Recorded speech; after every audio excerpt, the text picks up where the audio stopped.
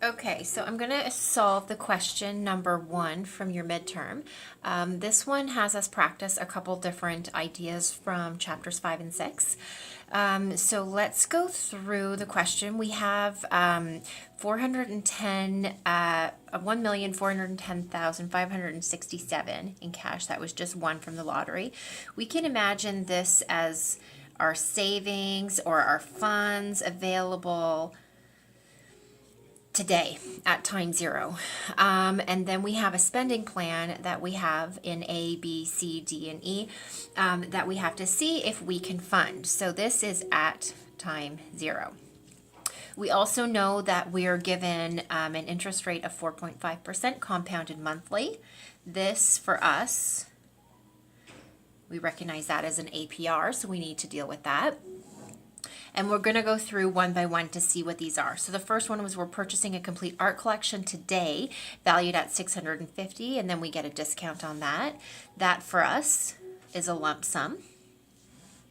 Number 2, we're going to buy a Bentley outright after our lease is up, and we expect that will cost $345,000, and that again for us is a lump sum.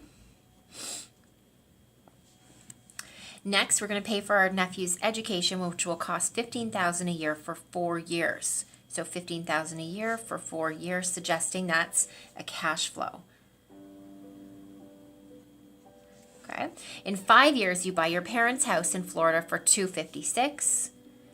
That's a one-time payment, lump sum. And again, you're going to take a luxury trip around the world in a private jet for $500,000. So again, that is a lump sum.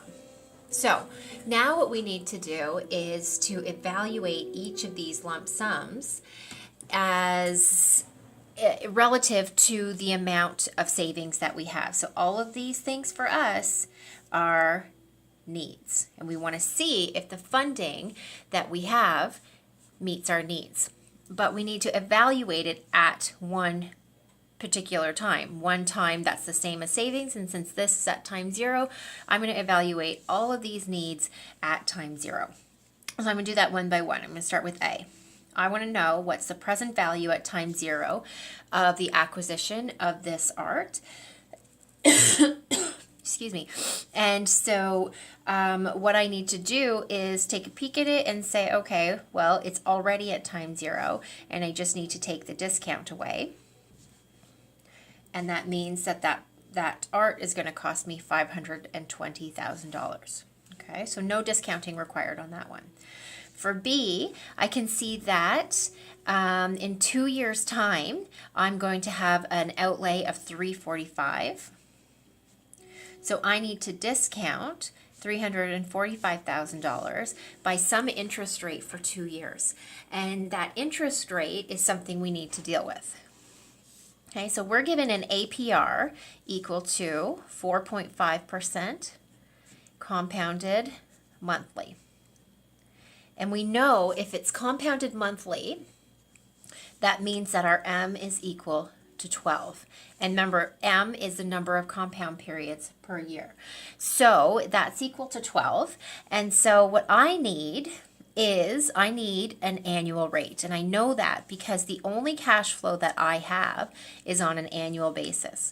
And so to solve for a period rate that's over a year, that's the same thing as saying an EAR. So if I want to find my EAR, I use the formula for the EAR that you have on your formula sheet, 1 plus the APR divided by M to the power M minus 1, and that comes out to be 4.594%. And so this is the interest rate that we're going to use to discount all of our cash flows.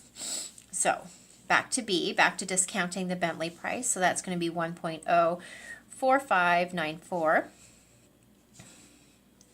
to the power 2, because it's in 2 years' time. And that's going to come out to be, what is it going to come out to be? That's going to come out to be 359.34. Okay, so that's B, A, and B are taken care of. Now let's go on to C. C, we have, this one's a little bit more complicated. We have to pay for our nephew's education, which is going to cost $15,000 a year for 4 years. And he's going to start school in 2 years. So what that kind of looks like on a mini timeline here is that we've got, in 2 years' time, he's going to have 3, 4, 5, and 6. He's going to go to school.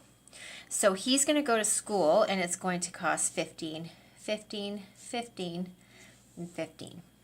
So what we need to do first is to find the present value of this annuity and then bring that present value back to time 0. So the present value of that annuity at time 2 is going to be equal to 15,000 multiplied by the annuity factor, using our interest rate, our annual interest rate, because these cash flows are annual, 0.04594, and that comes out to be 53,694.76. And then again, we need to everything back at time 0, so I'm going to use the lump sum formula to bring that amount back to time 0.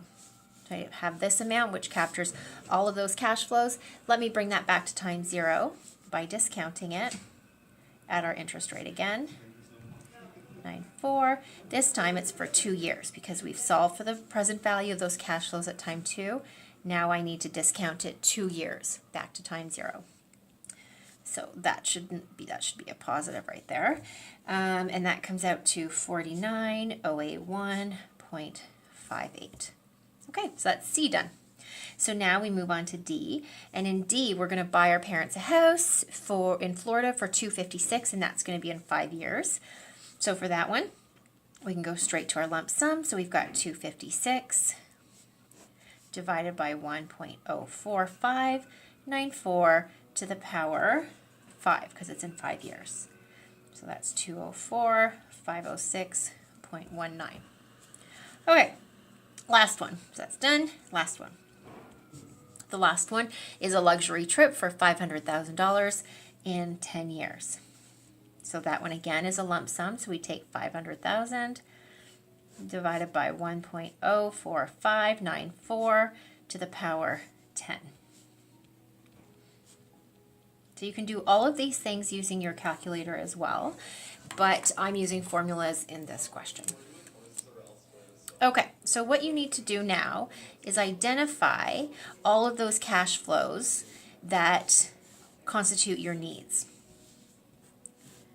So I'm highlighting here in green, I don't know if you can see the green, all of those cash flows at present value. They're all at time 0.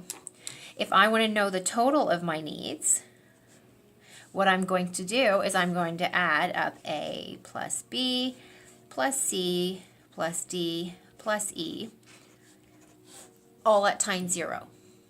And when I do so, I come out with a total, with all the green boxes totaled up, of what?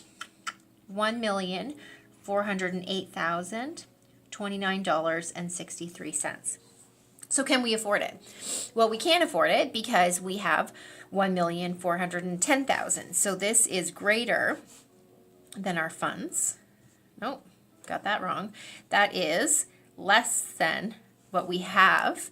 So we can afford this spending plan.